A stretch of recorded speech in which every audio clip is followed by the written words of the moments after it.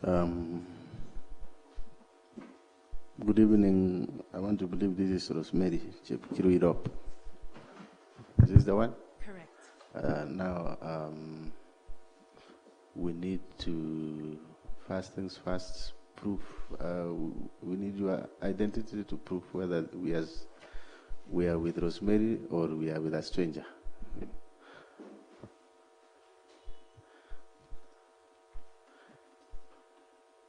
Honorable members, I can confirm that the individual before us is Rosemary Chepkirui, nominee, nominee from, you said from Ainamoy. Yes, the ID reads Ainamoy, but I was more particular. I was concerned on whether we have Rosemary Chepkirui before us. She's the one, and the clerk, you can administer the oath.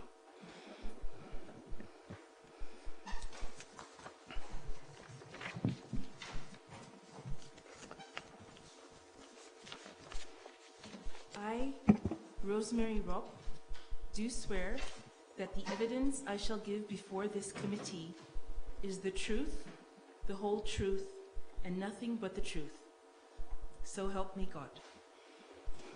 Thank you very much. Maybe you can take your seat, please.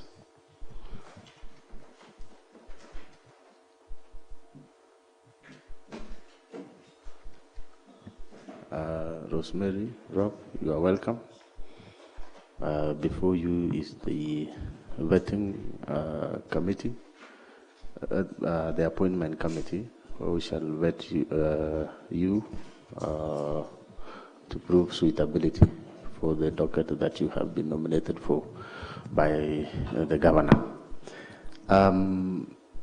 We shall do a quick round of introduction, starting from my far left as they take their seats. Honorable members, before us is one Rosemary Robb, the nominee for water. And let's introduce ourselves, please.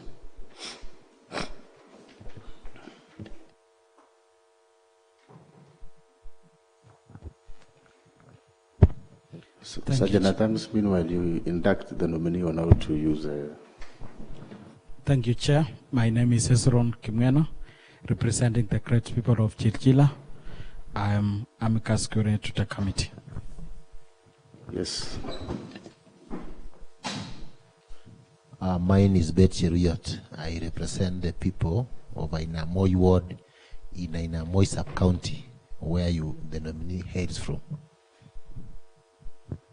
Thank you, Chair. I am Martin David, MCA Chirseon ward. Rosemary, welcome. Thank you very much, Chairman. My name is Paul Sirchir Tarimbo. I am the MCA for Kapsoit ward, Ainamoy sub-county, Kericho county, and a member of appointments committee. Thank you. Thank you. My name is Kiprotich Rogony. I represent the people of Sigawet ward, Sigawet constituency, and I'm a member of this board committee. Thank you, Chair. My name is Korir Vincent. I represent the great people of Londiane ward, and it is water deficient area and largely forest cover. Thank you. Thank you, Chair. My name is Aranita Mibei, representing the people of Chemo South Ward, Bureti Sub-County. Thank you, Chairman. I'm Anthony Ruto, member of County Assembly, Kipkelian Ward, Kipkelian West constituency. Welcome. Thank you, Chair. I'm Dominic Mutai, MCA Kabianga Ward. Karibu Rosemary. Secretariat, please introduce yourselves. Good evening. I'm Sharon Mibe, Deputy Clerk, Legislative Services. My name is David Thiongo, Clerk Assistant. Thank you. My name is Chepkirui Bernard, Research Officer. Patrick Korir, Research. Kiroi Gilbert, Sajara Terms. Patricia Koech, Legal Officer. Koresh Cheruiyot, Director, Human Resource and Administration. Thank you very much. As you have heard, this is the Committee on Appointments together with the Secretariat. Maybe just to briefly mention is that this Committee on Appointment is legally constituted as by the Constitution of Kenya, County Government Act, as per also the County Government, the Public Appointments, County Assembly Act, and also as per our standing orders, Kericho County, as the County Assembly of Kericho standing orders. One of the mandates is, of course, to vet the nominees for the position of County Executive Committee members as envisaged in Article 179(2) of our Constitution. The rules of engagement here, Rosemary, is that you are free to engage with us. We are just here to vet you and your suitability on the docket that you have been nominated to. And any question or any matter shall always be addressed through the chairman, which happens to be me. I realize that I didn't introduce myself. Dr. Patrick Mutai, for the purposes of this committee, I'm the chairman. So you are welcome. We intend to be with you for 1 hour, depending on how we engage and interact. So before I give it to you, honorable members, if any one of us has interest on this nominee before us, he or she should declare interest, if any.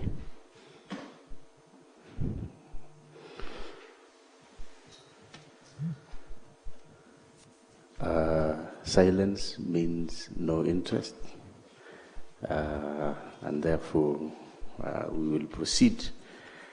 I hope that you are ready. When you are ready, let me know so that we can start. Are you ready? Okay? Yes, Chairman. Thank you. Rosemary Rosemary Chepkirui Rob. First of all, let me mention that we received a request from you afternoon that you are engaged, and you agreed with Edna Tanui to swap your time of vetting. I did approve the swapping, and therefore you are here at the right time. And I want to believe also whatever you are doing, maybe you will shed light, because the chairman was informed that it can't be postponed. So maybe you will, as you introduce yourself, briefly we'll talk about that. So I'll request you to introduce yourself. Of course, your names, where you come from, and also state the office to which you have been nominated. Talk about your education background, also your work experience. You can also still tie the same to the docket that you have been nominated to.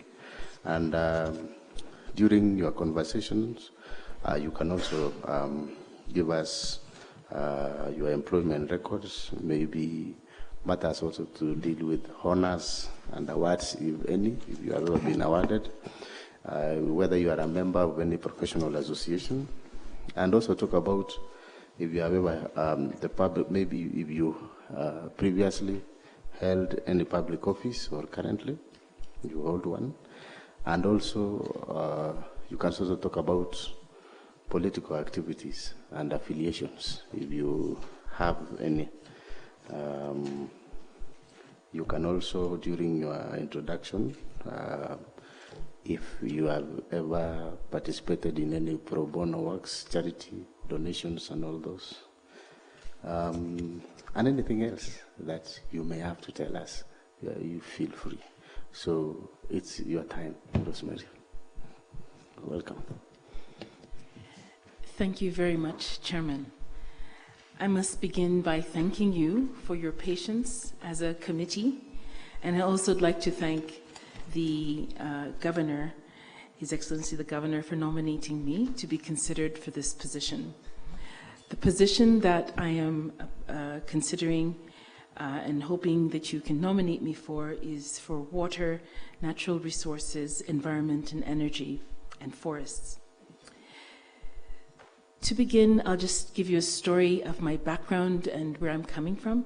I was born in Kericho, and when I was 1.5 years old, we left Kericho to move to, my father was working for the Foreign Service, and for the next 18 years he lived in different countries, and I accompanied him in the first 13 years doing my primary school outside of the country in the United States, in the former Soviet Union. And that's why in my folder you will not see a primary school certificate, but I did go to school. I studied in Loreto Limuru High School when I finished my primary school and proceeded to University of Nairobi. In University of Nairobi, I studied anthropology, focusing on communities. I've always been interested in community development, and I chose that course because it studies society and how society can be organized and how it is organized to survive and how society manages itself internally. I then started my career in the water sector when I was 25 years old. I began working in the Kenya Netherlands Rural Domestic Water Supply and Sanitation Program. This was a program that was targeting the 6 districts at that time of Nyanza province. And the reason why there was a lot of attention to Nyanza was because people were suffering from frequent cholera outbreaks. Almost all of the districts, Siaya, Kisumu, Homa Bay, Migori, had frequent outbreaks, and so international partners had moved to Nyanza to assist the community. And the program brought together the government of Kenya and the donor, which was the Netherlands government, and put together a very dynamic program which would build community organizations around water supply. And this program defined a system of choosing water supply systems that would be sustainable at the community level in the rural areas. It was combining community development, sanitation programs, and water supply. And depending on the geology and the weather conditions, we would choose different technologies, maybe hand-dug wells, because those were the cheapest and also most accessible, boreholes if there was no water, pans if there was no groundwater, roof catchment for schools, and gravity flow schemes, which were often most cost-effective. I also did sanitation programs in this organization with whom I worked for 9 years. In my time at the Rural Domestic Water Supply and Sanitation Program, I rose from assistant to communications officer to sanitation advisor, growing in my responsibility. When the program came to an end in 2011, we decided, I took the initiative with my colleagues to establish an organization, and my argument was development cannot start with donors and end with donors. We must continue this work. We as local staff have been implementing all of these projects with staff from the Ministry of Health, Ministry of Water, and Ministry of Culture and Social Services at that time. And we were able to register an organization when the program ended. And I was the first founding team leader of this organization. It was a non-governmental organization. And I selected a team to put together a core team to continue the activities. The government of Kenya gave us office space, computers, and vehicles. And we were able to continue the work, and the organization continues to this day. After 3 years, we had mobilized roughly 30 million shillings and a lot of goodwill and support. I moved to a new organization based in Nairobi, but it was serving the arid and the semi-arid parts of Kenya, Mandera, and in the northeast. There we did big pans and dams. We partnered with organizations to do deep wells, and worked through different organizations, strengthening their capacity to provide services in the north. After seeing Nyanza and thinking that Nyanza had a lot of needs, going to the north showed me that water problems are even more severe in other parts of this country. We also did work in the informal settlements of Nairobi. And again, we worked with community-based organizations trying to figure out how to provide services in highly congested urban spaces where people's incomes are low and the ability to pay is low. And you're ridden with technical, social, institutional challenges to provide services. I worked with this organization that was called Maji na Ufanisi for 2 years. And after that, I joined the World Bank as a water and sanitation specialist, focusing on first Kenya, where I did work in promoting good governance, promoting citizen voice to hold service providers to account, working with the regulatory agency that had newly been established to put in place systems that would enable the regulator to improve the water utilities services. After a number of years, I also replicated my work in Uganda and Tanzania, and that began a process of working across Africa, where I was leading a benchmarking exercise of water utilities. We were analyzing what are the challenges with urban utilities and how can these utilities be turned around.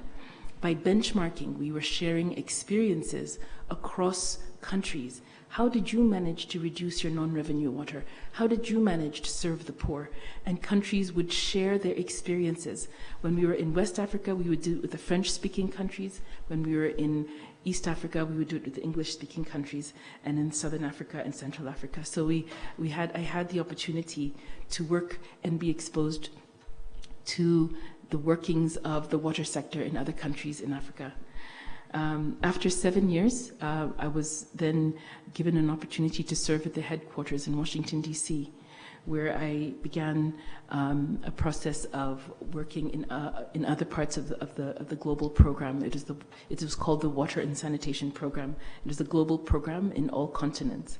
And joining Washington, D.C. gave me an opportunity to understand the workings of the World Bank at headquarters, the policies and the processes which are used to decide and to design and to influence policy through a lending instrument. The program ended in 2017, and I joined, I decided to come back home, and I joined the Lake Victoria South Waterworks Development Agency, which is a Kenyan parastatal based in Kisumu, headquartered in Kisumu, which serves 8 counties and 8.8 million people. In the Lake Victoria South, I was a director, and I was in charge of the Committee for Water and Sanitation. This committee oversaw the governance of the planning for water, tried to promote equity in investments, and managed performance. We used performance contracting tools, and in my committee, we oversaw the performance contracting of the agency.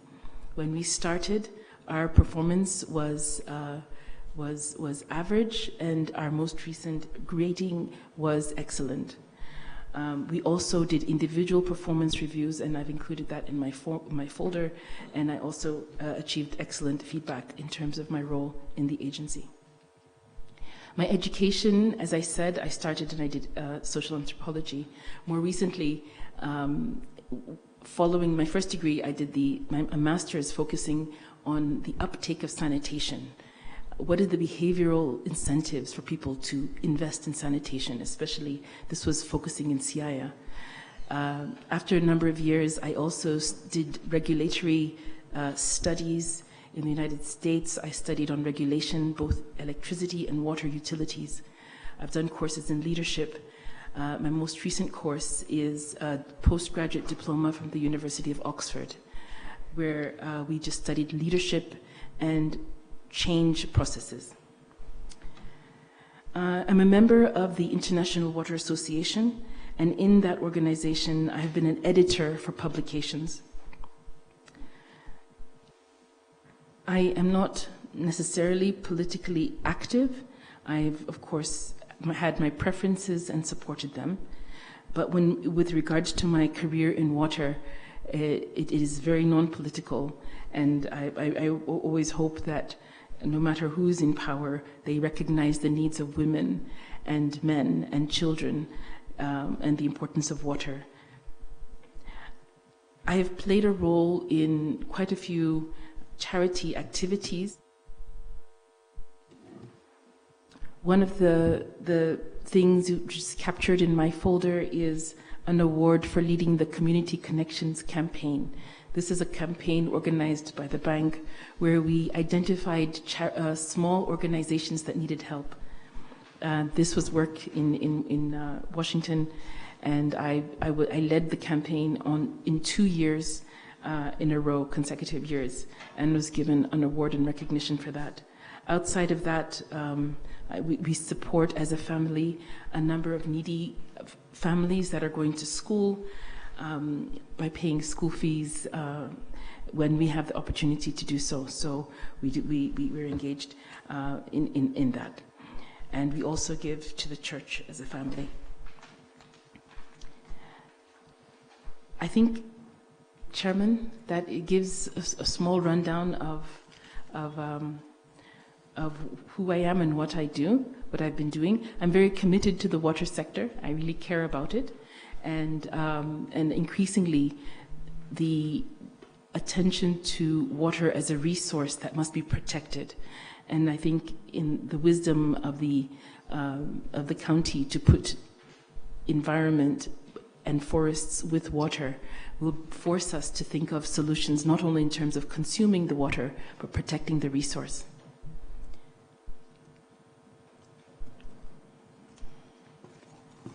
Thank you, Chairman. Thank you for that comprehensive introduction of yourself. You have actually covered 70% or up to 80% of our vetting tool, which is very good of you. For purposes of record and our Hansard, you need to confirm, state the office to which you have been nominated, because I know it's not only water, it's water something. So you can state that. Please do. Thank you, Chairman. So the office to which I'm applying is Water, Environment, Natural Resources, Energy, and Forests. All right, thank you so much. You will allow me to ask you a few questions, statutory questions really. The first one being, of course, I've seen from your CV, you've been working with the Lake Victoria Basin and the previous engagements elsewhere. Have you ever been dismissed or otherwise removed from office? No, Chairman, never. Thank you. Have you ever been adversely associated with practices that depict bias, favorism, or nepotism in charge of public duties? No, Chairman. Thank you. Looking at your CV, I was struggling to find referees. I also realized, from your introduction, you say that you lived in Kenya for 1.5 years, and then later you, of course, left the country and pursued education outside the country.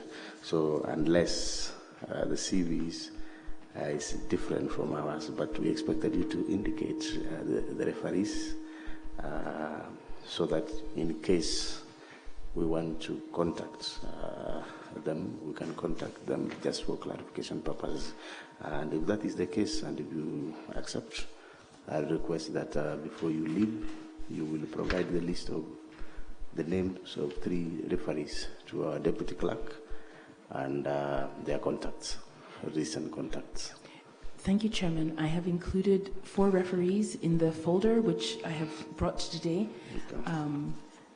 they're available with phone numbers and they've confirmed their willingness to give feedback. Thank you so much for that clarification. And do you have any objection if we make inquiries from them? No objection, Chairman. Thank you so much. The other clarification is on potential conflicts of interests.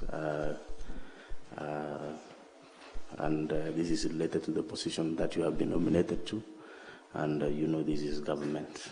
I'll just ask you maybe to identify family members or other persons, parties, categories of litigation or financial arrangements that are likely to present potential conflicts of interest when you first assume the position to which you have been nominated. Explain how you will address any such conflict if it were to arise. That is, if any, and if it were to arise, how would you address the aspect of potential of conflict? Thank you, Chairman.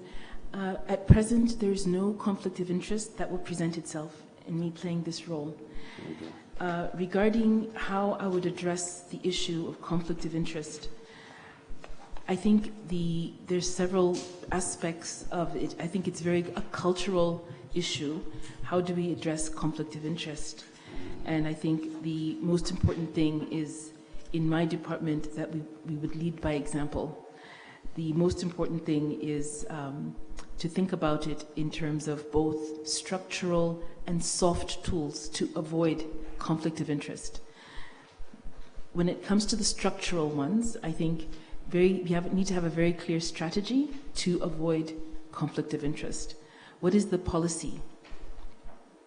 Then, secondly, what is the structure of the unit that will be doing procurement or in making decisions which would open space for conflict of interest?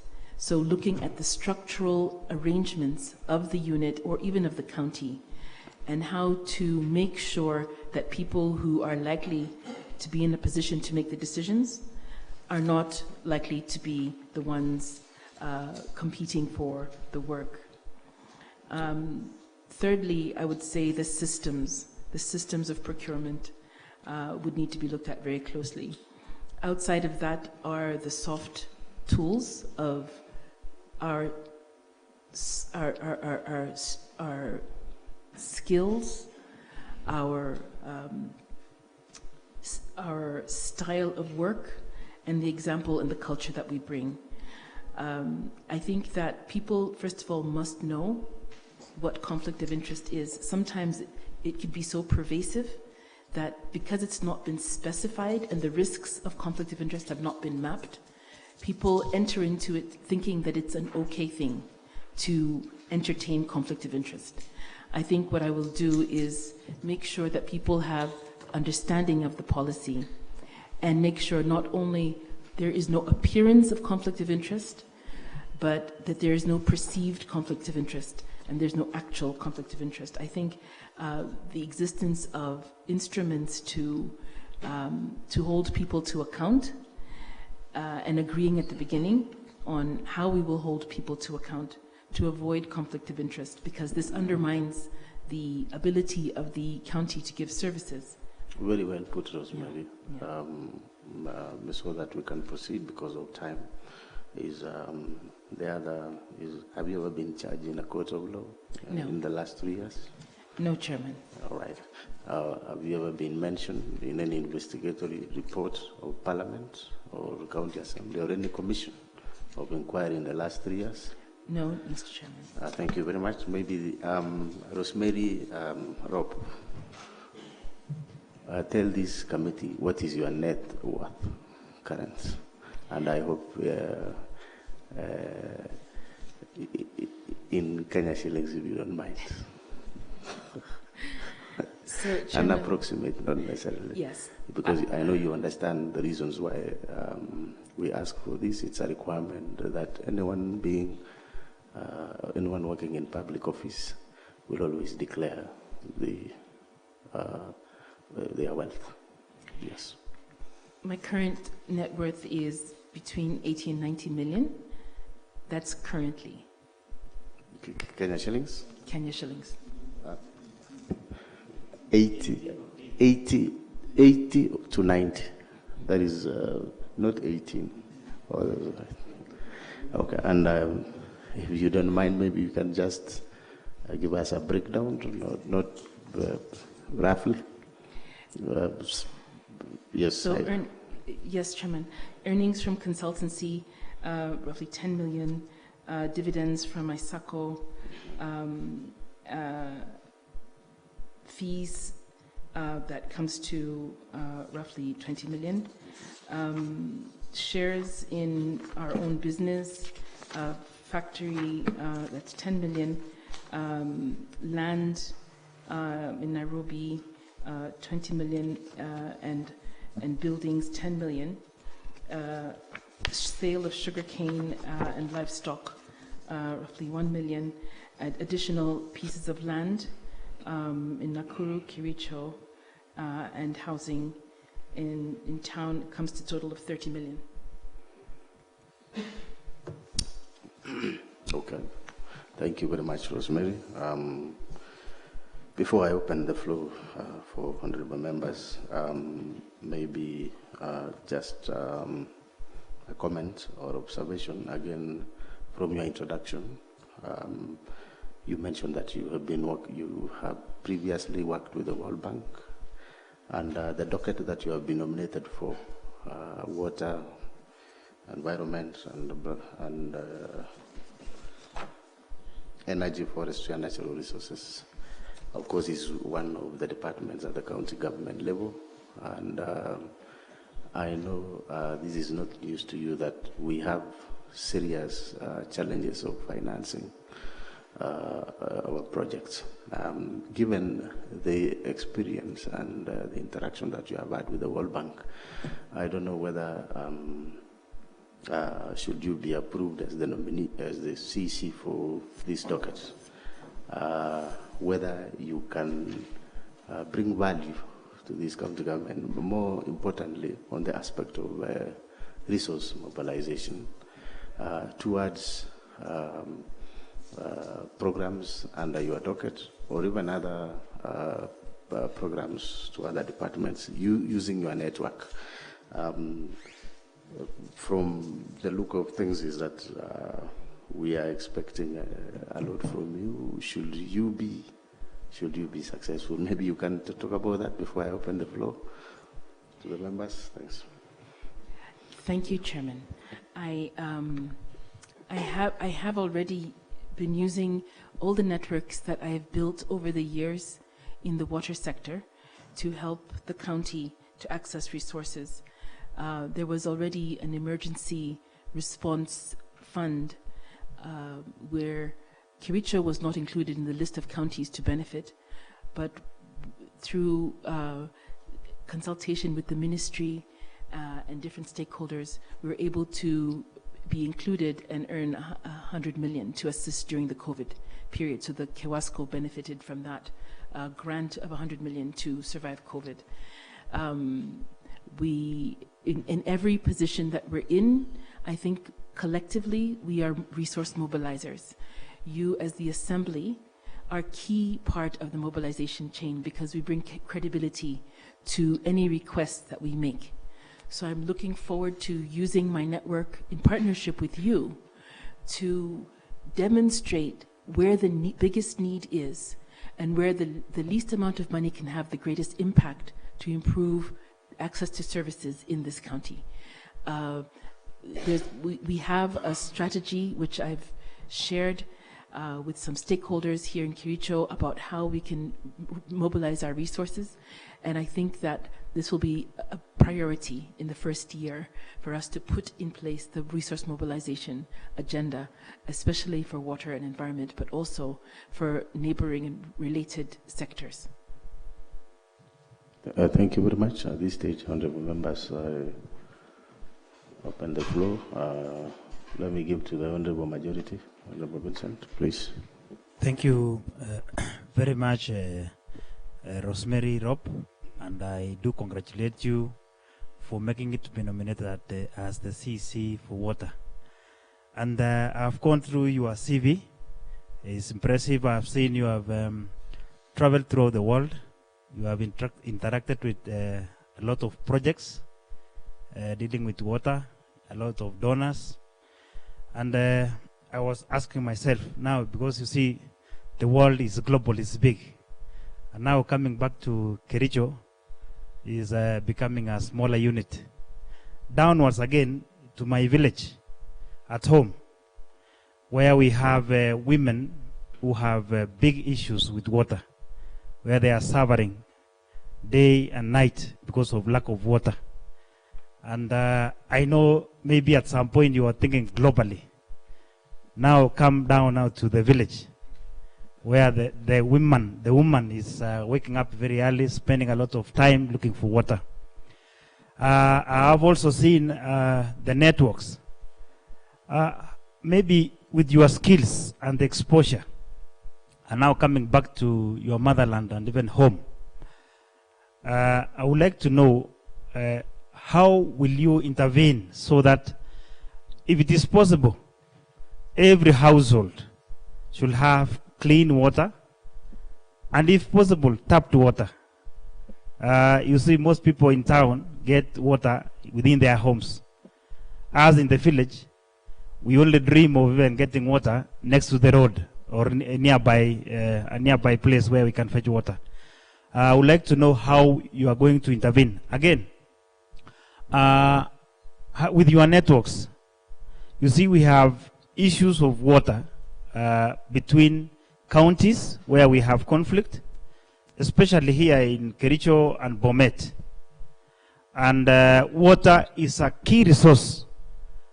It's a key resource that we require for use in so many areas. How will you intervene so that the issue of water between Bomet, after solving Kericho, between Kericho and Bomet, will be solved once and for all? Thank you very much. Thank you very much. With your permission, Rosemary, we will allow 3 honorable members maybe to pose their questions, and then from there you can respond. Honorable Anthony Ruto. Thank you, Chairman.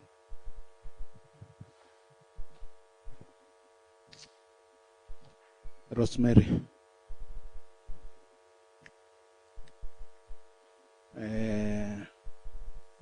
Management of solid waste is a big problem in most of our urban centers.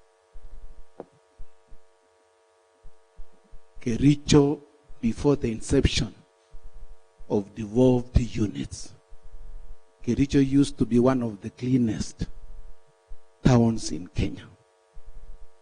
But as we are speaking now, Kericho is full of solid waste. If in any case, Rosemary, you are given an opportunity to serve as CEC water, what modalities will you put in place to see to it that Kericho town reclaims its past glory?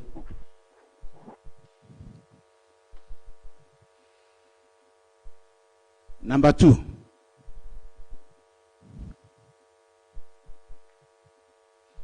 Kewasco was initiated specifically to provide clean and safe water to the residents of Kericho. Initially, Kewasco used to perform well. But as we are speaking, Kewasco is on its knees.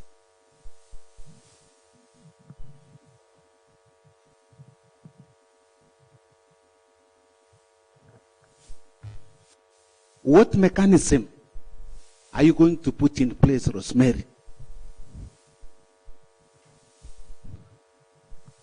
to salvage Kewasco from the problems, from financial problems that are facing now? The last one.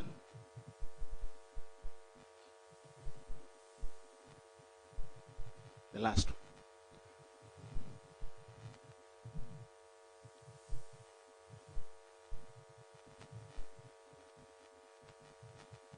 We are now in 60, or we are now 60 years since we attained independence in this country.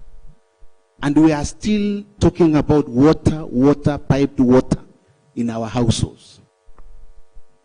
Our mothers are still traveling long distances looking for water. As a county, drilling machines were purchased specifically to alleviate the problems of water in this county.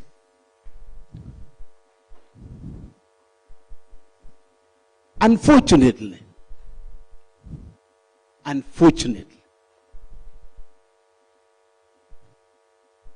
if you can be able to quantify the boreholes that have been drilled since these drilling machines were bought,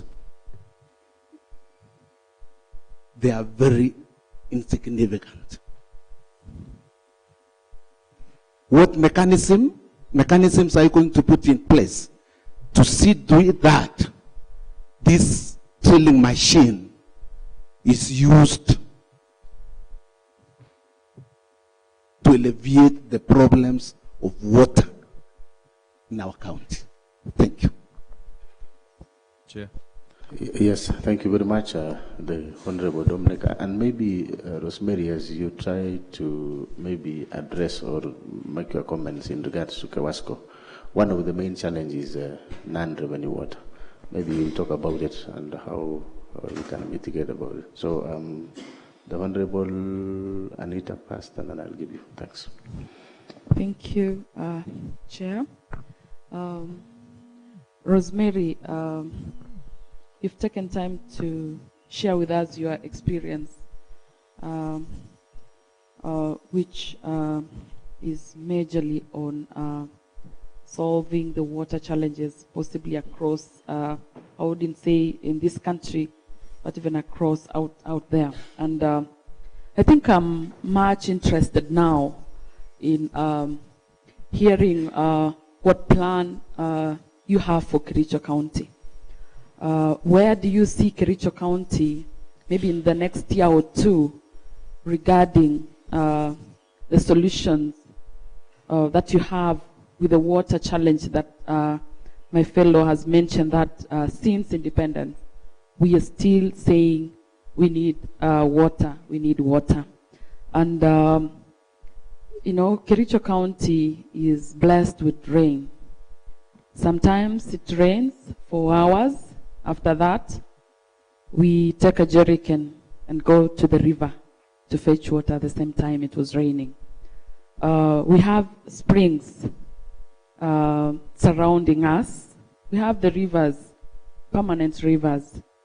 But still, we are saying as Kericho, we don't have water. So kindly share with us, because looking at the experience you have, I'm hopeful that we will solve this issue of water in Kericho County. And just to add on, another item is that there are projects that have been initiated before to try and solve the issue of water, but some of them are stalled. Project, a case I have in my ward, Kipkobo Water Project. I don't know if you've taken time to try to understand what happened with the Kipkobo Water Project, since lots of money has been put into the same project. And as we speak, we are yet to get water in our homes. And lastly, as you address that, we're having issues as much as we try to bring water closer to our homes. We have a challenge with electricity water bills. What thoughts do you have going forward as a permanent solution to this? That as we try to bring water closer to our people, we are not putting them into so much expenses as they try to get the water at the same time, of which in this case, I think we will link it with what's happening with Itare water. We're having lots of challenges with the electricity bill that we pay today, we get water for a few months, it's cut off because of electricity bill. Maybe you will shed some light on what you're thinking as a solution for Kericho, Bomet County when it comes to the Itare water point. Thank you. Thank you very much, Honorable Anita. We will take the last one from Honorable Dominic, and then from there, Rosemary will respond. Thank you, Chair. Madam Rosemary, you have given us your CV, and from my analysis is that you have majorly done WASH, that is water and sanitation and hygiene. My question now is, what are your plans for the water coverage in our county? And what experience are you bringing to that effect? Our women, one of my colleagues and honorable members said they wake up very early, go to the river. Even the rivers, the stream is pathetic. So what are your plans even in those streams before we get tap water in our home? In terms of Kewasco and Tililbi, in Kapkatet and Bureti, there have been a lot of issues between Bomet and Kericho. Kindly, what are your plans on the same? Are we going to have this issue forever? For the last 10 years, it has been there. The hospital, the litain, and the environment. I was expecting the member from the other side to highlight. In terms of Kewasco again, can Kewasco become another revenue stream? Can we get revenue from this Kewasco?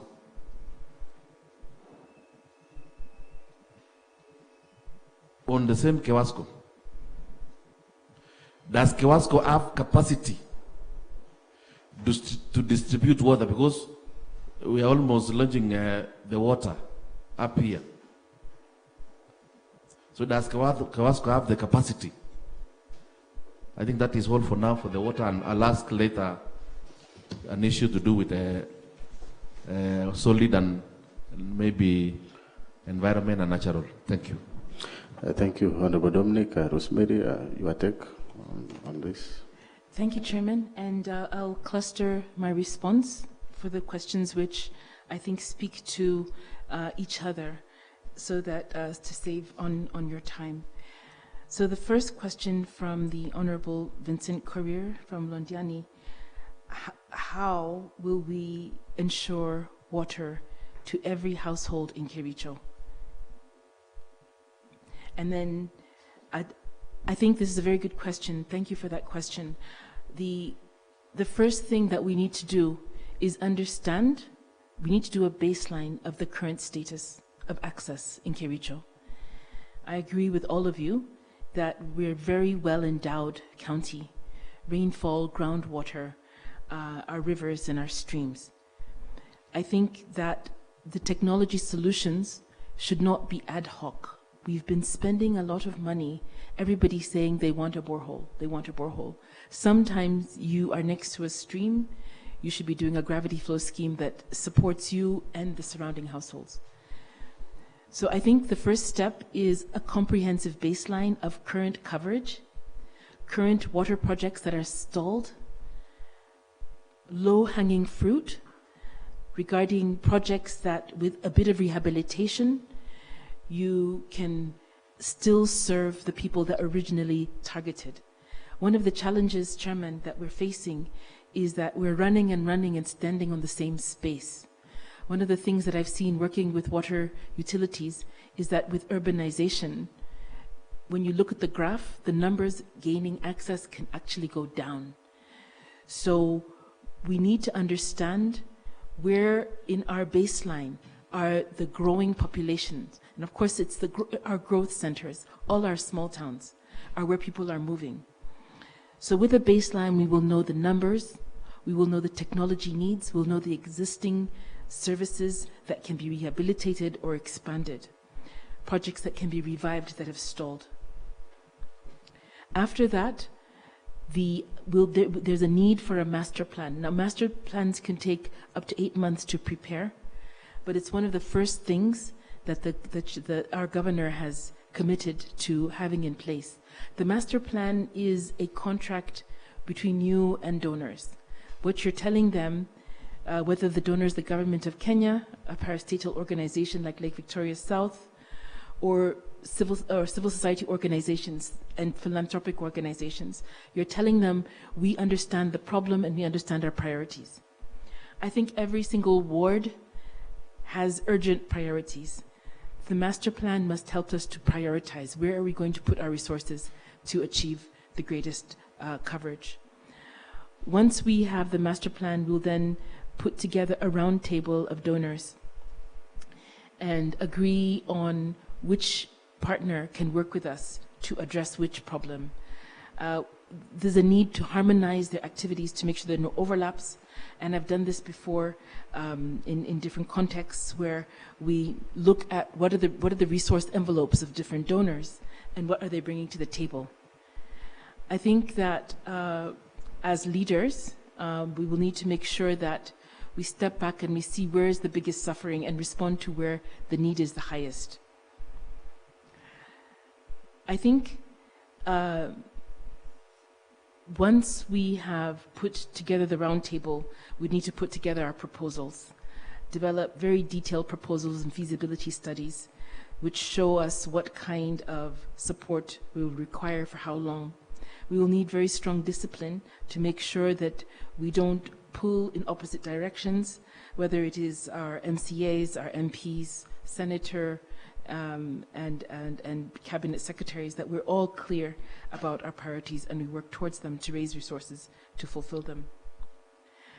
I think that the role of Kewasco as an urban water utility is central to service delivery, but it's facing a downward spiral of non-performance, because when they don't provide water, citizens, users go to alternative sources and they stop using the water. Then they don't want to pay. When they don't want to pay, they don't have money for operation and maintenance. So this downward spiral of non-performance needs to be arrested, and we need to reverse it. So we need to identify a partner to give us technical assistance. In Kenya today, everybody knows the performance of Nyeri as a water utility. They know every single customer and account by name. They have done detailed monitoring of their network to reduce non-revenue water. Kewasco is losing half of its water. And as I always say, it's like having a bread factory. Out of 10 loaves of bread, you're losing 5. So half of the water is being lost either through technical losses, bursts and leaks, or commercial losses, being water is being used but not paid for. So that all of these things undermine the capacity of Kewasco to deliver services. The target for Kewasco to work in urban areas and to improve their services is to identify support for a turnaround strategy for Kewasco, that we would ensure that across across the different zones of the network, we have master meters to be sure that all the revenue is collected and that people are accountable for the subsections of the network. And we've seen this model working very well in Uganda, where you almost make sub-managers of the managing director, taking responsibility for understanding where the bursts and leaks are. The other thing we can do with Kewasco is to identify delegated management models. Where do we need partnerships to boost capacity and distribution, and what kind of arrangement can we make between the utility and smaller providers to feed into the network and fill the gaps in terms of the demand. We may need for Kewasco as well to put up a ProPor unit which targets the areas that are harder to serve, that are less planned, and that suffer from illegal connections. And this sub-network would have social skills and technical skills to work more closely to deal with areas that are causing us to lose large amounts of water and not generate the revenue for Kewasco to be able to continue providing services. I'd like to say something in response to Honorable Vincent Career's question on the issue between Kericho and Bomet. So Kericho and Bomet, as we know, were once one administrative unit, and the network of Itare water was designed for the population of both Kericho and Bomet. In our work with the county of Kericho and Bomet, we've identified a number of problems. One of the biggest problems is that the biggest population is on the Kericho side, but the most amount of water is taken to the Bomet side. The other problem we have is that the Kericho side has the biggest number of metered connections, which are paid for, and the Bomet side has very few metered connections. The other problem we have with Itare is that its pumps are all dilapidated, and it's not able to extract more than 7,900 cubic meters of water per day. That's the design. Yet that's only 4% of the capacity of Itare River. We have a lot of water. We can multiply that and take up to 20,000 liters if we increase the capacity at the intake and the treatment works. The other problem, of course, is the sibling rivalry between the two counties. Kericho and Bomet have competition, and there's been some unhealthy competition that has undermined our access to water. One side chasing stuff from this side, which is really going against the collaboration that is needed. So we have put together what we're calling a water diplomacy framework, and what we're seeing is there has been buy-in by the two governors to work together to solve this problem. And with this MOU, if it is signed, we can have a joint entity and resources channeled into Itare to improve the capacity at the intake, reduce the cost of electricity that was mentioned by Honorable Anita, that a lot of money, 3 million shillings every month, which we don't have, is being called by KPLC to pay for the electricity costs. Now, the design of Itare can be remodeled at the intake. Because there's so much water in that river, we can change the intake to use gravity to go to the treatment works instead of pumping the water up to the treatment works. And I think that would be a low-hanging fruit to almost remove the cost of electricity. We're pumping water just at the intake. The other thing we need to do to rehabilitate and address the problem, after we talk about the institutional arrangements, are making sure we have high-quality skilled staff to manage that work, that the water treatment works there. The good news is that this process has begun. It began with the previous administration. It has been endorsed by the current governors, and we should support it. And how do we support it as Kericho? Once we have the institutional arrangements in place, let us pay the bills that we owe and make sure the people of Litein do not suffer. The other thing, of course, is that there's a big opportunity with the support of the KFW project, the 2 billion euros, which is 20 billion shillings, that has been recently agreed upon and should be signed. And with these resources, we can address some of these repairs and rehabilitation. I'll move to the question by Honorable Ruto, Kipkelion West. How are we going to restore the glory of Kericho? I remember as a child when we come to Kericho, how beautiful it was with palm trees and space. It was green and clean. I agree. I remember it. And I share with you the dream that we could restore this. The UDA manifesto has also made a commitment to this issue of solid waste. First of all, to clean up Kericho, we need to have a robust, comprehensive solid waste management system in place. Neighboring country of Ethiopia has put together an excellent plant. I think maybe we can go and visit it, where they are recycling not only plastics, but most of the waste that is being generated in Addis Ababa. It is an income-generating facility. It generates power and energy, and it cleans up the city. I think we need to make sure we have incentives in place so that people, institutions are given a role that they're best suited to perform. The private sector can play a role in cleaning up our city, and we can hold them to account with a very strong contract and oversight and management. So the idea of PPP around a solid waste recycling plant is something that sounds big. It sounds like a high goal, but it's something that we should aim for. I think in the short term, we need to mobilize a partnership with our private sector entities in Kericho Town, and not only Kericho Town, all our small towns, where they take responsibility for maintaining the face of their business premises, the environment of the business premises, and build awareness around the opportunities. I think we can build roundtables also with other investors in Kericho to see how can we have a beautification plan and implement a beautification plan with various stakeholders, whether it is Rotary, who are already active in Kericho, and so on. So PPP, beautification plan, and roundtable for public-private partnerships, moving from 20% collection to even 50% collection and recycling of solid waste.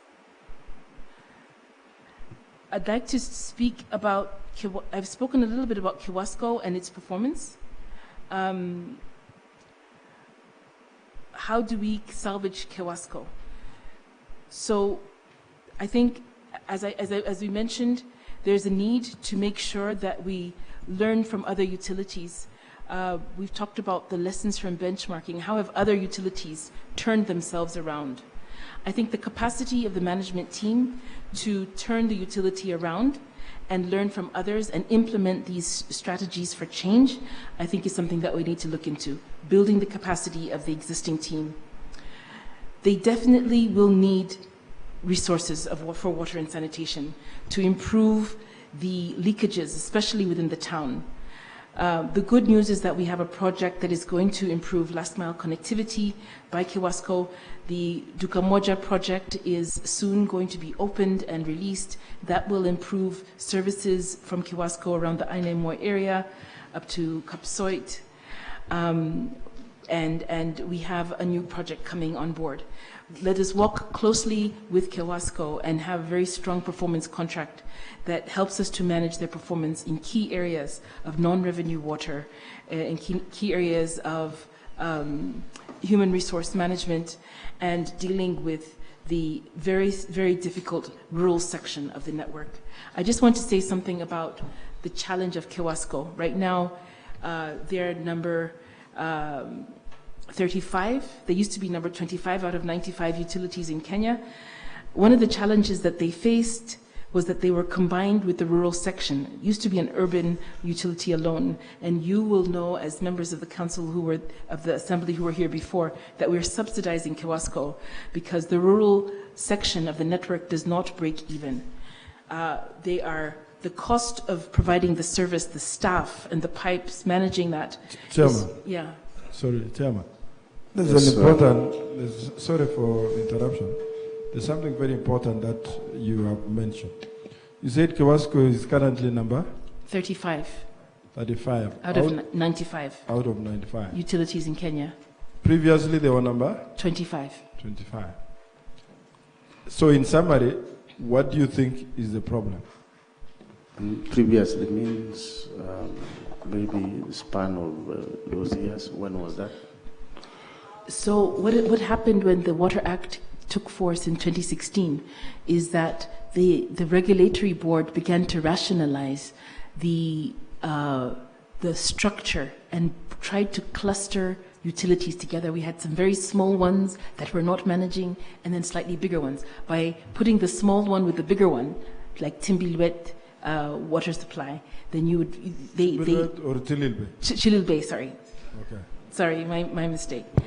By putting them together, they were trying to generate resources for staff and activities of the smaller rural, predominantly rural section of the network. So this numbering is based on what? It's based on performance on non-revenue water operation and maintenance, operational cost recovery ratios. So when you rank the utilities in the country, you measure, are they collecting revenue? Are they billing? How much non-revenue water do they have? How much of their waste are they treating? So all of those things become a number and a ranking. So Kericho's ranking has gone down. So it has dropped 10 places Correct. to number 35. Correct. So what do you attribute this to? I attribute it to an expansion of their responsibility without a commensurate expansion of their capacity. Thank you. Chair. Yes, sir. Thank you. I think you've really elaborated so well about Kewasco, because my questions you've answered even before I asked. But I want to throw some challenge to you. Should you be confirmed by this committee, find the best ways of improving Kewasco, as you've rightly articulated, because that is the only entity the county has, together with, of course, there is a tea farm. So those are the two so-called parastatals run by the county government of Kericho. However, I want to believe you've acquainted yourself with what goes on in terms of water in Kericho County, water department. By the way, we have sporadic distribution of water projects in this county. We have some wards where not a single water project has ever been undertaken for the last 10 years since devolution. I want to find out from you, should you get this job, how will you cure that? And then lastly, this is now more of like a challenge to you, that should you be confirmed, because I've seen from your work experience, you've worked largely with the donors. If you get this job, I want to implore on you to find donors to help this county government of Kericho in rolling out serious water projects in far-flung areas. We have wards like the one that I represent, the Lower Soin, Ainamoi, Kipkelion West, and to an extent Kipkelion East. Those are the places that requires water to be able to undertake their daily activities. So that one, if you get this job, you have a very strong network that we need. And lastly, Rosemary, you know you'll be working for county government of Kericho if we confirmed you, or if the committee approves you. I've seen your Kiswahili is so bad, or it's not so bad. According to your personal rating, it is 3 out of 5. But you're very fluent in English and French. Now, you know, the dominant community in this county is Kipsigis. Are you able to communicate fluently in Kalenjin? Because you'll be working with those mamas in the villages. Or will that be a challenge to you to execute your mandate? Thank you. Thank you so much, Chairman. Honorable Chirchir. Thank you very much, Chairman.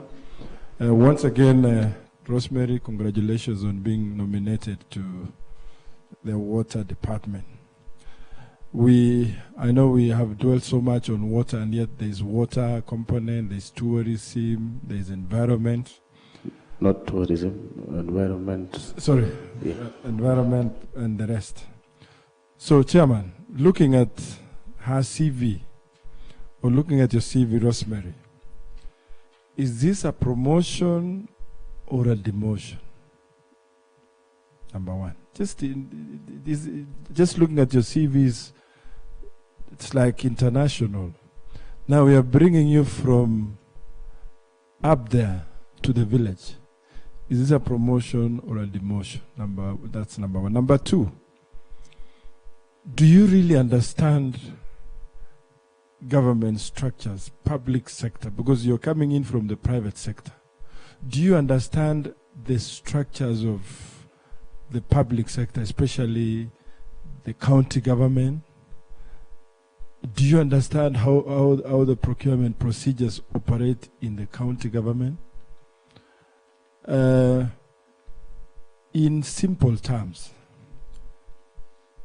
if it's not Kewasco and we want to connect a mother, an old lady in the village, for example, let me use my word, we are not anywhere near the Kewasco line.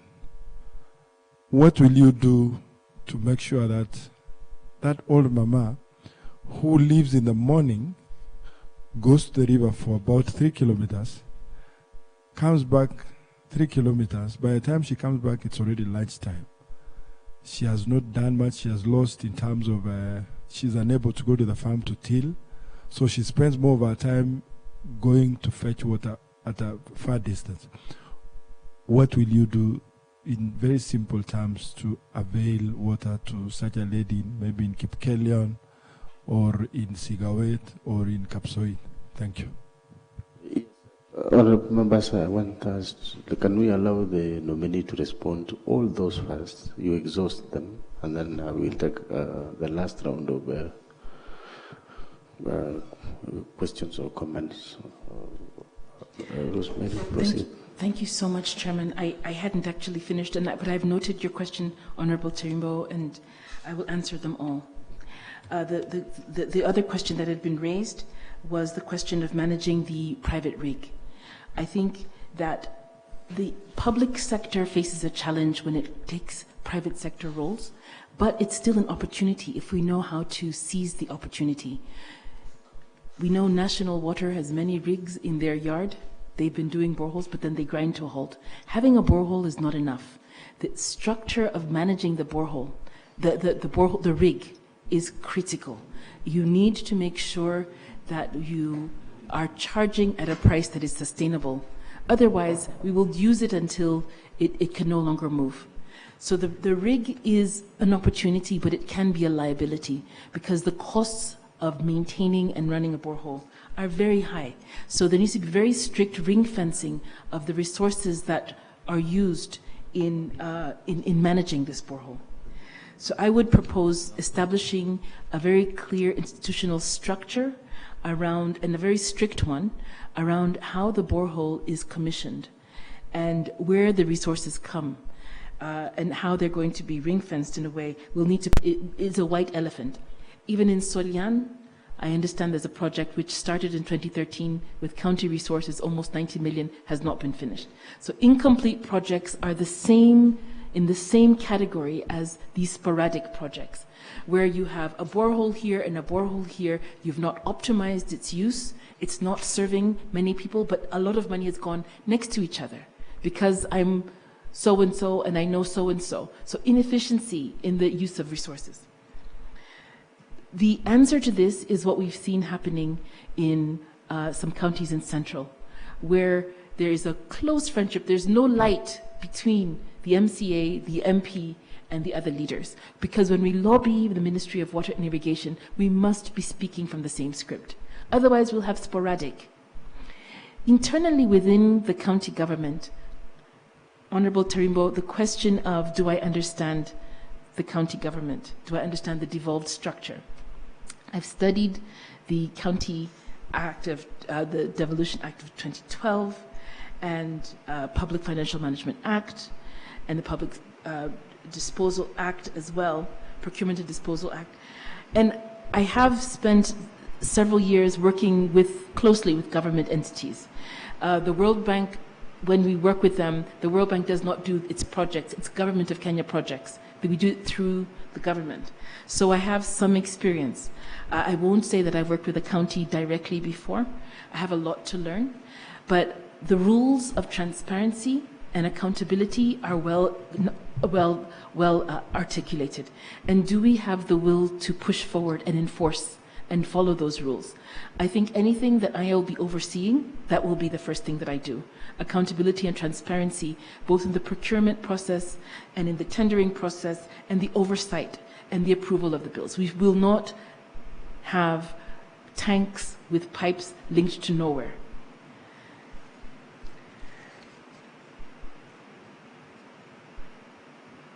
So we must find the most marginalized parts of Kericho County and make sure that they feel that they're part of Kericho County, the beautiful part, which has a lot of rain. All parts are beautiful, but some are less endowed.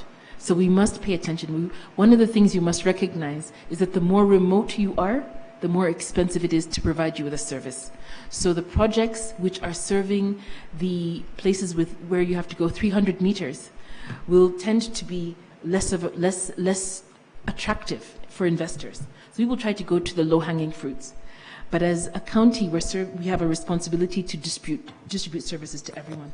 So the most marginalized and the most needy must be top of the list.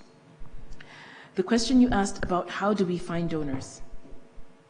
I think that as I mentioned before, we need to put together a panel of donors that will work with us. We must remember that donors also respond to our own, they come to a known entity. So we will also need to demonstrate that we're ready to work with them and be reliable partners that can make them look good, because they also have targets that they must demonstrate that their projects are being developed. I think that the idea of a donor roundtable and developing proposals is within a master plan is very much front and center. I think that the question was asked is whether I speak Kipsigis. I do speak Kipsigis, and I've been learning Kipsigis since I was born. It's just that I didn't have your opportunity to be immersed, to talk to many people all the time. But I speak to people in Kipsigis, and even though it's not as poetic as I would like, I'm getting there. I think I will have no problem communicating with people, and I love this work. I love the work of water and sanitation and environmental protection and involving them. I think the question about women and waking up, this was one of my biggest incentives to do work in the water sector. Seeing the way women would walk 3 hours to the lake or deep in the hills where you're collecting water from a very slow releasing spring.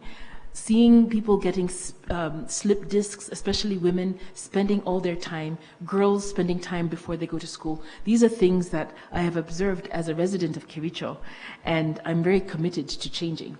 I think that because we have an intention to fulfill the bottom-up agenda, I think very much the idea of speaking to people and understanding their needs is at the center of any project that will be sustainable. Is it a promotion or a demotion? I think this is a promotion.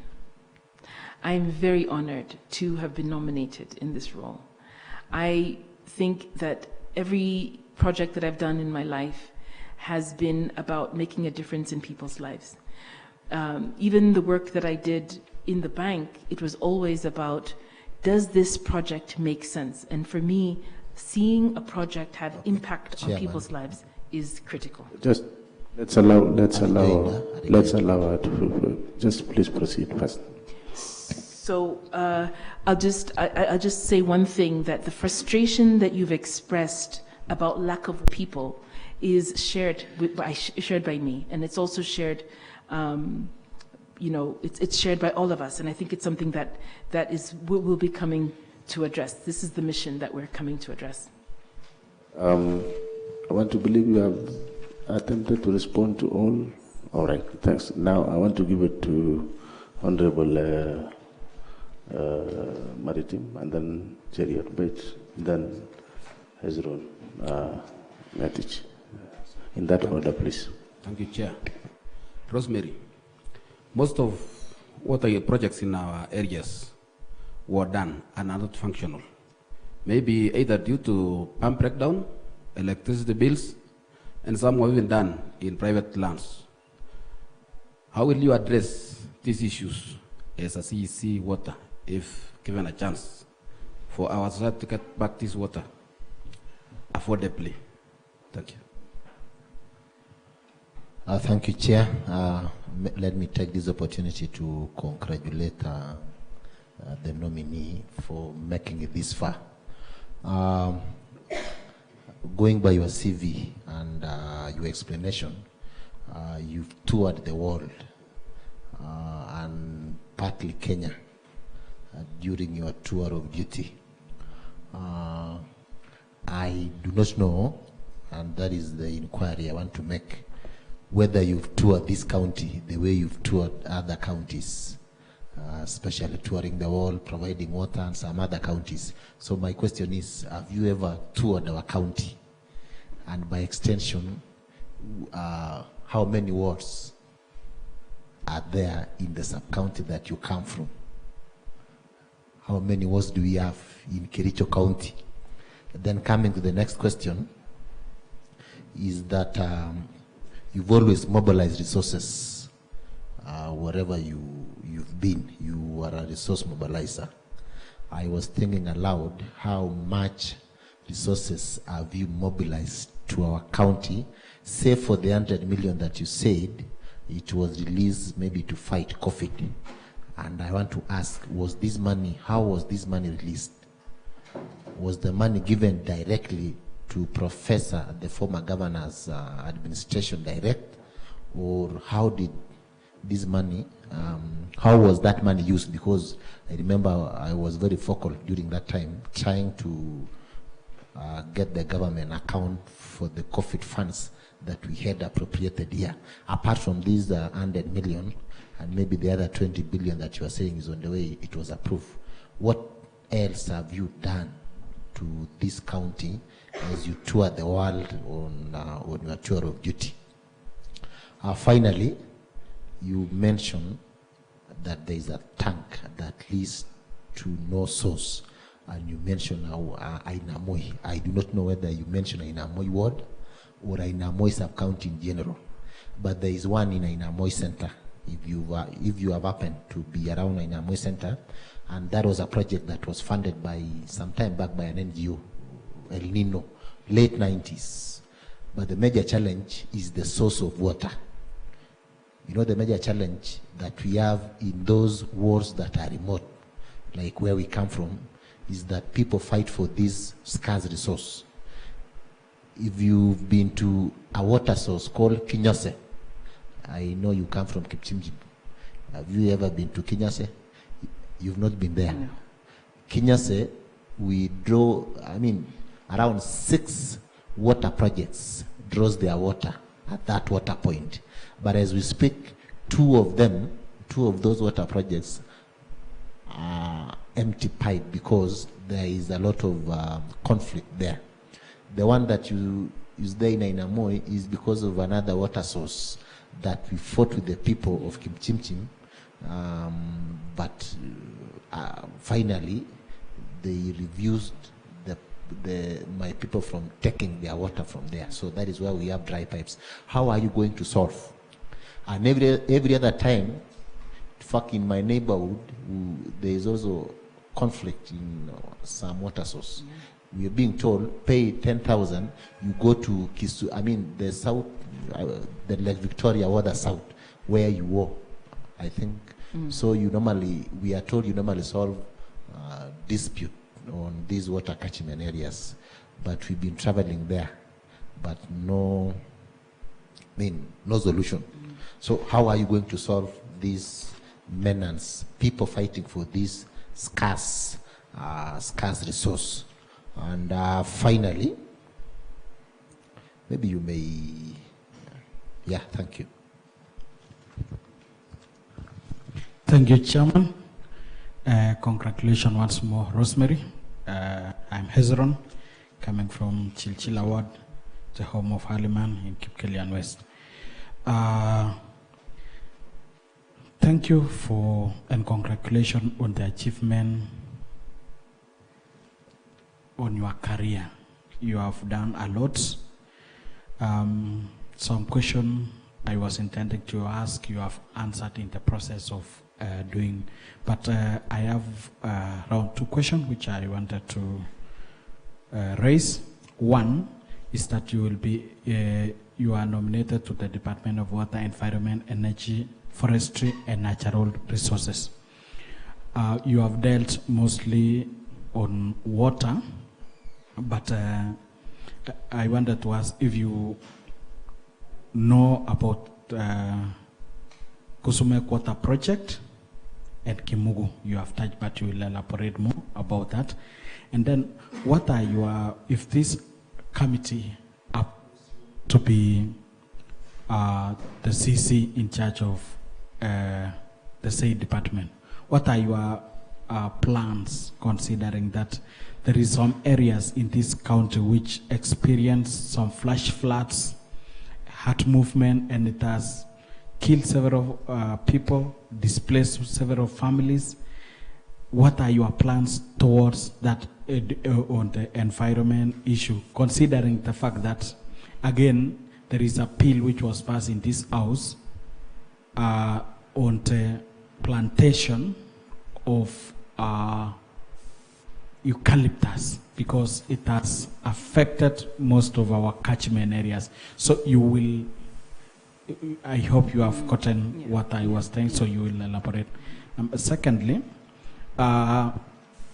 you have said that County Assembly is the backbone and main partner in resource mobilization towards water, resources towards water supplies, whatever. Since we came in the second assembly, we have tried as much as possible to mobilize and to sacrifice some of the fortes so that we mobilize a lot of resources towards the same. But now the biggest problem now, the assembly side had done a lot of work in mobilization of resources. I can highlight to you that we have a project called in Kamashan called it's called Malokit Water Project with a location of over 180 million. When you come to Chilchila, we have a project called Chepkirui with a location fully funded, a location of over 90 million. You go to Chepkirui, we have a location over 60 million in a project called Tuyabe. You go to Pureti, Chemosat, we have a project called Kipkobok, over location over 70 million. Fully funded those projects. We have Soliat Water Project, over 90 million. And it was a condition from the control of budget that we allocate those funds. We did allocate. But now the biggest problem comes in is the implementation. Those projects we allocated funds way back 2018. But I can assure you there is no complete water project in those, even with that allocation. The problem is lack of leadership in the department. Number 2 is human resource and qualified personnel during the design and during the management of the said project. If you will be nominated, you will be approved by this committee, what will you do? What is that one thing that will make the resident of this county to realize the value of the money they have invested, which is running to billions of money? Last but not least is when you come to Chilchila, we have a natural resource. We have a quarry which is supplying soft stones, building stones, to the entire, I think, part of the Nyanza and part of the Rift Valley. But now, if you will visit those areas, the lives of those people are so endangered, because those people who are doing mining or cutting those stones have exposed the resident within those areas to hazardous risk, because you find they are digging over 100 feet down and they are left open. Recently, those pits collected water, and there is 2 children which drowned and they were killed. I had to go all the way to Bomet to find the professional divers to come and rescue or to remove the dead bodies. And we have raised several issues, but nothing has been done. Now that it will be under your Department of Environment and what have you, I think what are the things you will find to address on the same. Thank you. Yes, thank you, Honorable Anita, and then I'll give to Honorable Vincent. Those members, those are the last round of your comments and questions. Anita.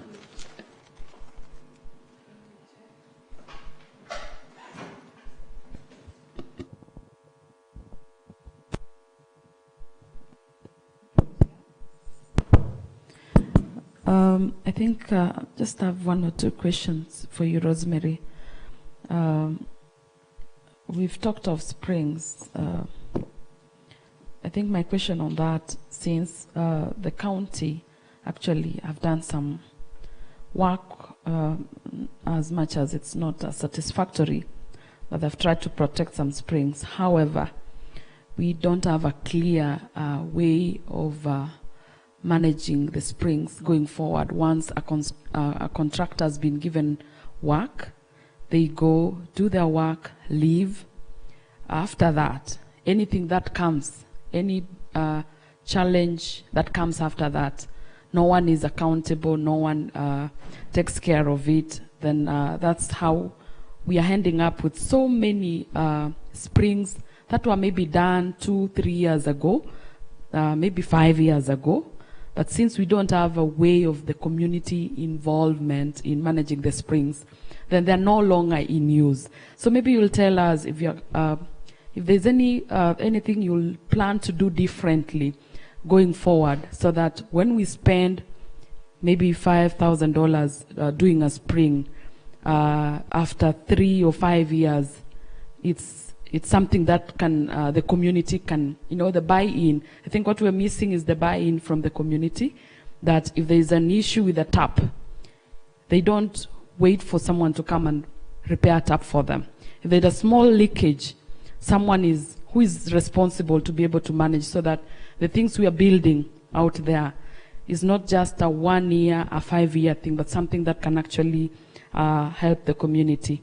I think the same thing, just bringing it up, you've talked of bringing in support, mobilizing resources out there. Reminds me of an NGO at some point that did a lot of hand pumps across the country in Kenya.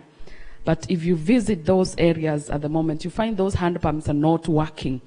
And it's again because we failed in looking at what happens when these guys have gone back. Like, once they've delivered what they were bringing, what happens with the community? So I think we can look at our springs, because I've seen in our budget, we put money to protect the springs, but we are not asking ourselves, after doing this today, what happens?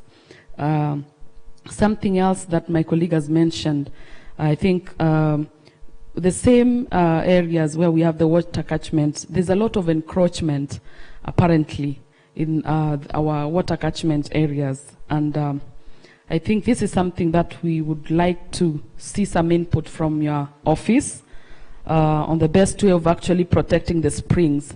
Otherwise, we are losing it because of some of the eucalyptus trees, the wrong trees being planted, for example, maybe closer to this. So maybe, look into that again. How do we ensure that all the springs that we have can actually last for the next 100 years, for example?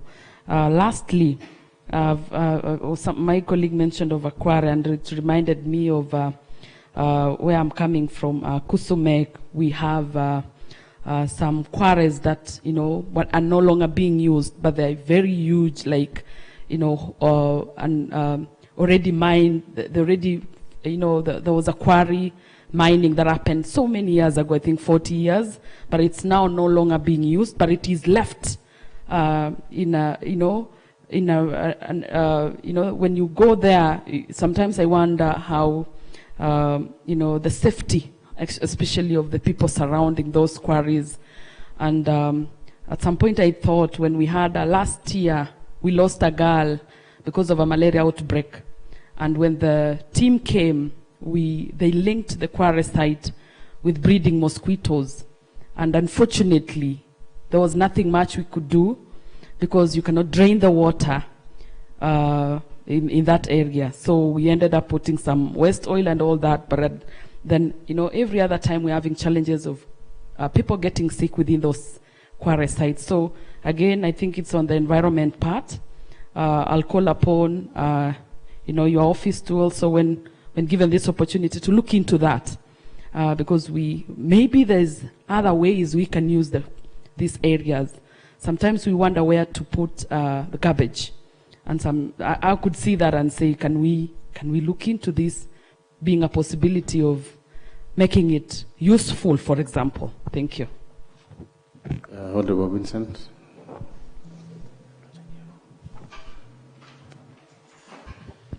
Thank you very much, Chair.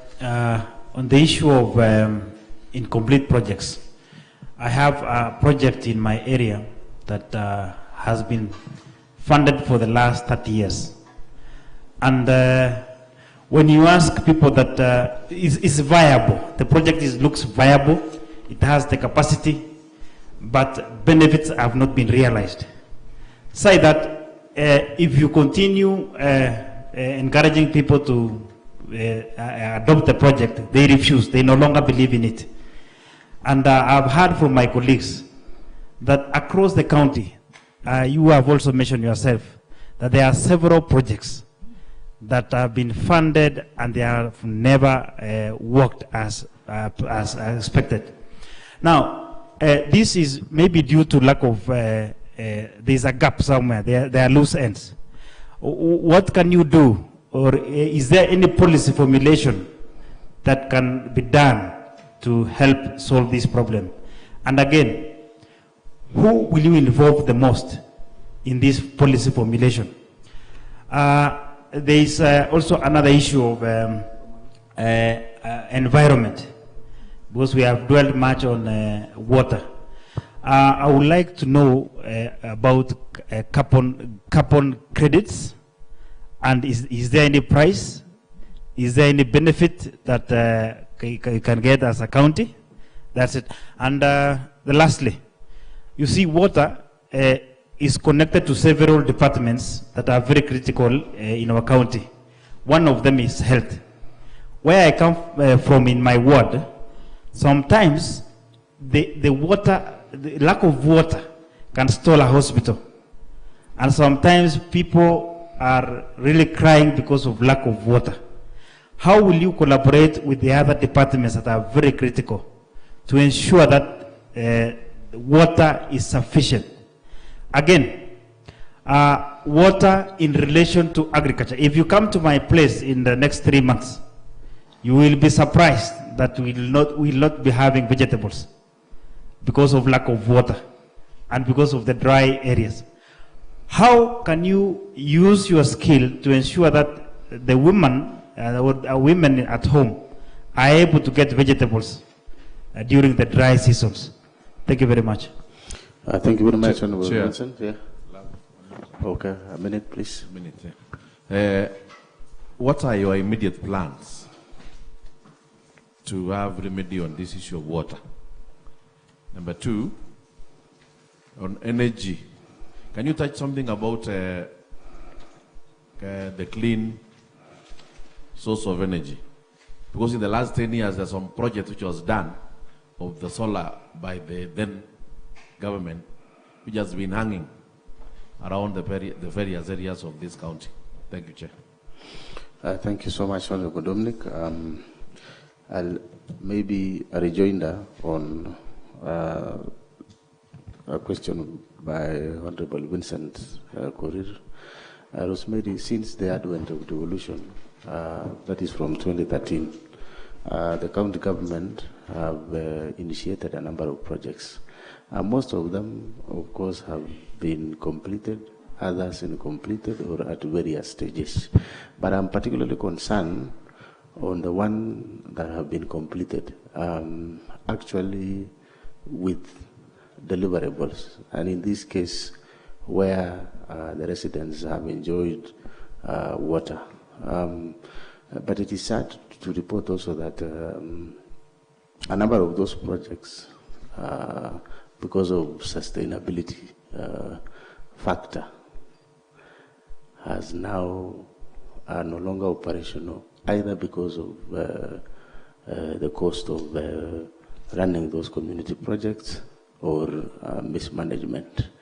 And now, given that you have participated in a lot of water and mainly conflict resolution and management, maybe what are your plans in order to revive such projects? I remember a case where, for instance, a project, the water project in a particular place in Londiani, that is Cheres, or where, a place called Cheres. The cost of electricity were over 200,000 shillings. And these projects are managed by the residents themselves. Should there be either be a policy to transfer these projects to Kewasco and be managed, or maybe you'll give us your thoughts on the same. Rosemary, looking at our time, I want you to summarize all those, your responses in 10 minutes. Sure. Not more than 10 minutes. Last one, please. The last one, please, and be brief. Rosemary, monitoring and evaluation is a key component as far as implementation of projects is concerned.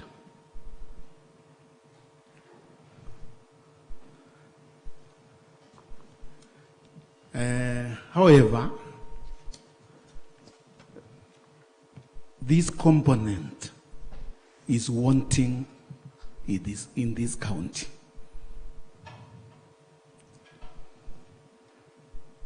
Projects are given out, but none follows the same. A case in point are the ones which were mentioned by my brother, MCH Chila. We had several projects under strategic intervention. Kimalogit Water Project, Tuyabe Water Project in my ward. 60 million was appropriated for the same. Tender was awarded.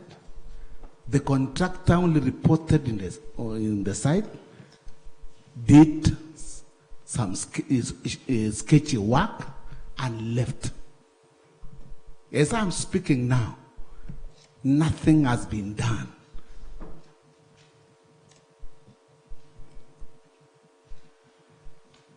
The same was initiated in good faith by the county, intentionally to improve on water provision. Rosemary, I want to ask you, if in any case you are given this chance to be CEC for water, visit these projects and if possible, and visit these projects and do something that will go in a long way in achieving the intended objectives of these projects. Thank you, Chairman. Thank you very much, Honorable Anthony Luther. Rosemary, I think because of that question, I can add you a minute, probably to be 11, not more than 11 minutes, so that we can summarize. Thank you, Chairman. I will begin and I'll cluster all the questions related to climate change. One of the things we've observed is not only that the climate is changing, but we're seeing extremes in weather. When it rains too much. When it's dry and too hot, it's just far too hot. And then we have landslides and loss of livelihoods, and even the ability that we used to have to plant vegetables and feed ourselves is undermined. So the COP27, which is the climate conference which is taking place in Egypt, is actually a great opportunity for us to plug into the whole dialogue around how do we, as a prime county, which is blessed with rain and resources, that we could plug into the whole dialogue around mobilizing resources to address these issues of climate change. We do have the Climate Smart Agriculture Project, but as you've mentioned, there is a space in carbon trading, and we know that 1 cubic ton of carbon dioxide is equal to 1 credit. And as we think about the interventions to deal with the threat to our waterways, we need to think at the same time around how we're going to have a sustainable ecosystem. For example, the eucalyptus trees that are drying up our rivers and drying up our swamps and actually dominating other species of trees. We need to make sure that we learn from others. Our neighbors here in Bomet have introduced a swapping program where you can still generate revenue. Why do people plant eucalyptus? Because they can sell it for wood, for timber. But if we introduce avocado trees, as they've done in Bomet, then we can protect our waterways. But we still are finding that people are encroaching on our on the shoulders of our waterways, and they're breaking the law. We have the Environmental Protection and Coordination Act of 1999, which was revised and updated in 2014 and 2016. And in that, we have a whole range of instruments, both for resource mobilization, but also for penalties and putting in place environmental teams. I think we have to do this with the community. There's no way that we'll do it top down. Communities themselves are seeing that this stream used to have a lot of water. Now we can barely collect water from it. So they are concerned stakeholders. I think in every single ward we need to have a committee dealing with the violation of environmental laws, so that we can ensure that not only are our water resources protected, but that the environment is safe. The idea of being given a license to mine stones for construction and leaving it open and getting away with it, I think this department must put in place policies and put in place enforcement so that there's penalties for doing this. There's nowhere in the world that you're allowed to mine and leave the environment damaged. There are costs associated with mining products beneath the surface, and that is social, environmental responsibilities and safeguards that must be taken into account. So, just to answer your question, Honorable Anita, we need to look into whether or not we are issuing licenses and whether those licenses are being enforced. Because there's serious penalties that should follow based on the laws that we have already, but some that we can enforce at the county level to close the loop. The question of incomplete projects and loose ends, who do we involve? And how do we deal with all the loose ends of projects that have spent so much of our precious and few resources and continue not to serve the people of Kericho? My recommendation and my proposal here is that the baseline will assess those that can be revived and those that can't be. There's no need buying another kilometer of pipes to a project that was dead on arrival. For sure, we need to, from a technical and professional design perspective, distinguish and separate the goats from the sheep. This project can be revived and completed and serve people. This one was a bad idea. It was never designed the way it should have been so that it could be sustainable and cost effective. The question about projects that the communities are not managing to pay because the cost of energy is more than what they can afford is critical in our decision making in terms of which technologies to provide. And I think that a model needs to be introduced here that has worked in other places. The idea around giving private operators contracts for clusters of boreholes. You can actually introduce a more efficient way of managing boreholes than expecting the community themselves to do so. And if we design a private operator contract, it's not that it'll be unregulated. It'll be at a certain rate that is affordable and sustainable, but they must have economies of scale. So the private operator model is a critical solution for rural water supplies, which are not near the urban center. So I think that looking at that as one of the options. One of these other things that has worked very well is technology, using sensors to see, are these boreholes still functioning, and getting signals at a distance without actually standing next to the borehole day to day. Signals which are very low-cost sensors can show you what has broken down, what is still being used, what's not being used. For us at a county to be able to have a picture of what is happening across the county and also supervise our operators that we should license to provide backup support to communities. Communities need assistance. We can't drop them a project and expect them to manage it on their own. They are struggling to find food, put on their table, take the children to school. They are not water experts. So we should bring in the resources that exist within the county to license people to provide backup support. I think I've almost finished. I guess that was the last one. Yeah. And very well put, Rosemary. Honorable members, looking at our time. There's one that she hasn't responded. Okay. Which one is that? Okay. There was the question they asked about. You've sacrificed so many vote heads, and then you also talked about the issue of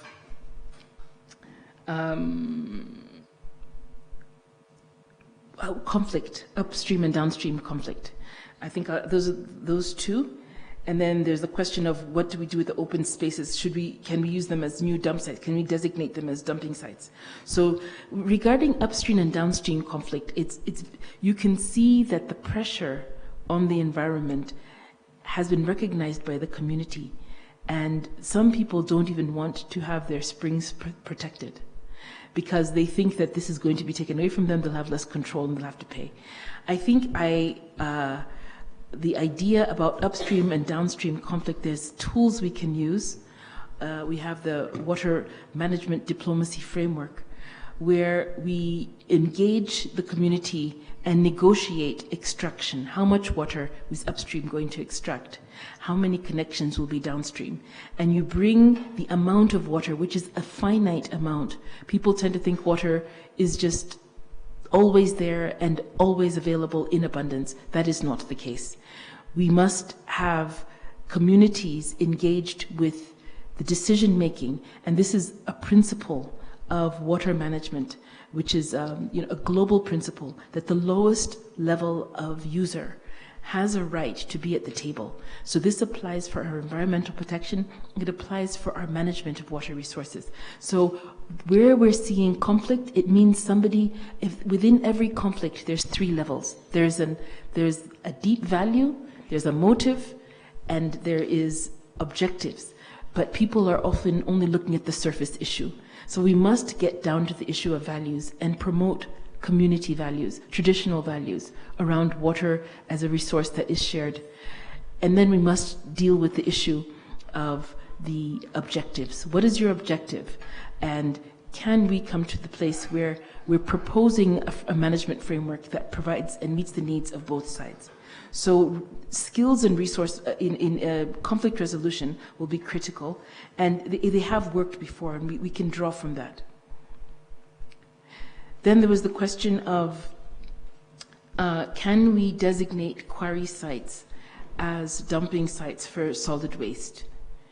One of the things that we must always think about when we're making that decision is the cost of transporting solid waste and the ability to add value to solid waste. That waste is actually a valuable resource, that if it is sorted, separated, and recycled, we will be better off.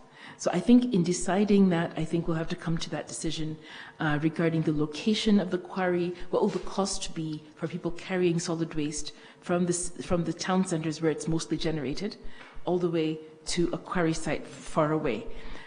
Can we bring technology to the quarry sites so that those processes happen there, and look at the entire value chain? Because once you've separated and you've recycled, that it needs to go to the next phase, and we need to be very clear about in the next stage of the cycle. So I think looking at it comprehensively in terms of our solid waste management plan is critical in terms of deciding where our dumping sites will be. I think I already talked about licensing for environmental extraction and our natural resource extraction. This story you shared about the dead children is tragic, and it shows that we don't have enough regulation in place. In Ainaimoy, I know we also can mine bauxite, and as more mining opportunities emerge, I think we need to make sure that we have a very strict regulation and oversight and monitoring and evaluation.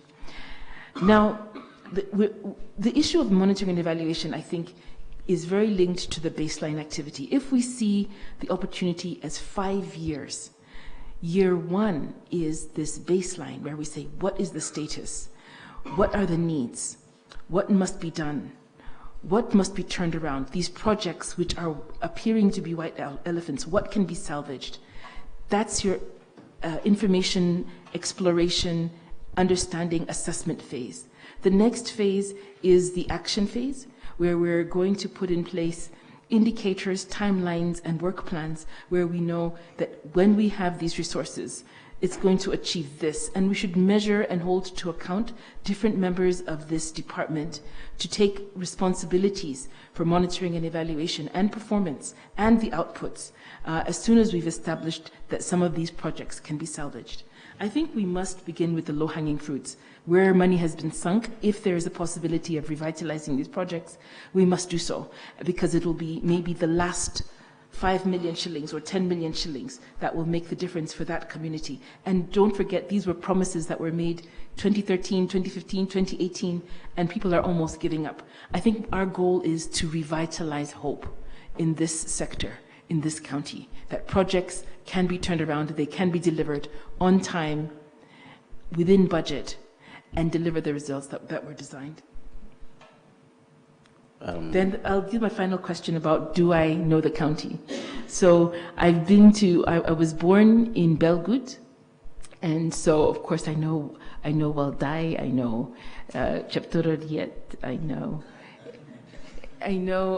Kabyanga, and I know Kapsusar, and Ainaimoy, Kipchimjim, Kap Kugerwet, Kapsaos, Kipchebor, and then, yeah, of course, Kapsoit for Ainaimoy. And of course, for Kipkelion West, so you have Kipkelion West, you have Chilla, and we have Kunyak and Kamasian. Then we have Kipkelion East, which is Londiani, Kajawa, Chepseon and Let's Sorget. let's allow. So the examination. Let- So at least I've answered the question that I know every single ward, and there are 30. Rosemary, I think before, actually that was the last question that was remaining. So how many wards do we have in Ainamoi sub-county? Because you come from Ainamoi. And maybe the total number of wards in Kericho County, you can make an attempt about it. I think I mentioned the 5 in Anamoy. All right. And then with 30 in total in Kericho. Thank you so much. I think that And I was- think I've been to every single ward. Oh. But the first thing will be to go to every single ward and especially visit all the projects. All right. Well, honorable members. Namoy is 6, but you got the whole county is 30. So you missed Namoy where you're married to. Honorable members, order. I think fair enough. She has attempted to respond to those your questions. I think this was a very interactive session. Should you succeed to be approved by this House, the challenge that you will have is that putting into practice what you have just told us. Maybe that really should be the last word from my end. I want to give to honorable members just final word and 30 seconds, please.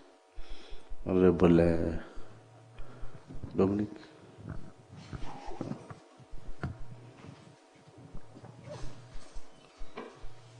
Asante Rosemary, tunakutakia mema.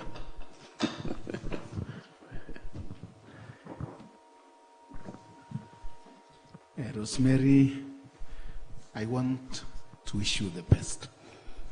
Thank you. Thank you, Rosemary, for the engagement we've had today. I want to wish you all the best. Honorable Majority. Thank you, Rosemary, for the patience and time also of the engagement. I wish you all the best. Thank you so much, Honorable Rosemary, you've articulated well. I wish you success. Should this committee confirms you, you are the person for the job. Thank you. Honorable Paul. Thank you very much, Chairman. We wish you the very best, and should you be confirmed, I think we will request the Honorable Governor to employ for you a translator. Translator. Thank you so much, Honorable. Thank you, Chair. Rosemary's success. Thank you, the Honorable Chair. Wish you well, Rosemary, on your duty of tour to our county. I wish you all the best, Wazir, nominee, and should you be approved, I encourage you to lead with all military precision. Thank you so much, honorable members.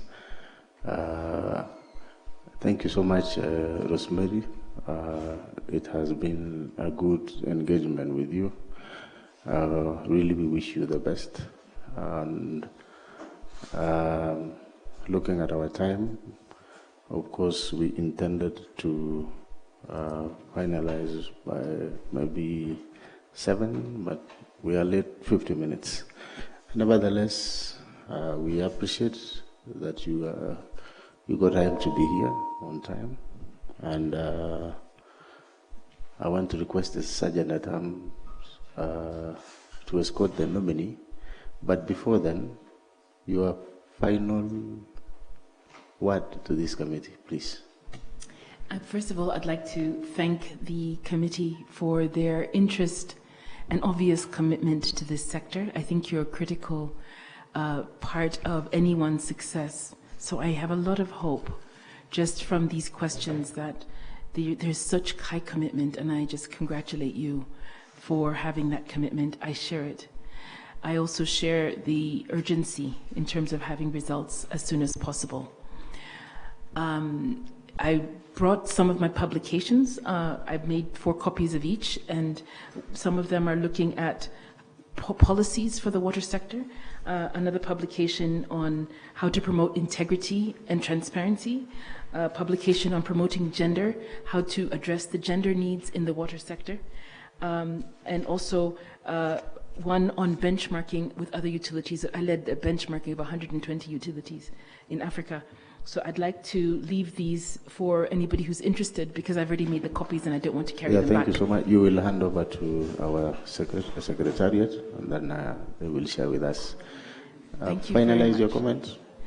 Final comment? Finalize. Yes, and so Yes. I just wanted to say thank you for giving me this opportunity. I'm very humbled and grateful, and I look forward to engaging with you. Thank you so much, Rosemary. We wish you all the best. You have a good evening, and have a safe trip back to your home. Thank you so much. Sergeant at Arms, is good, and come with the next nominee. Thank you.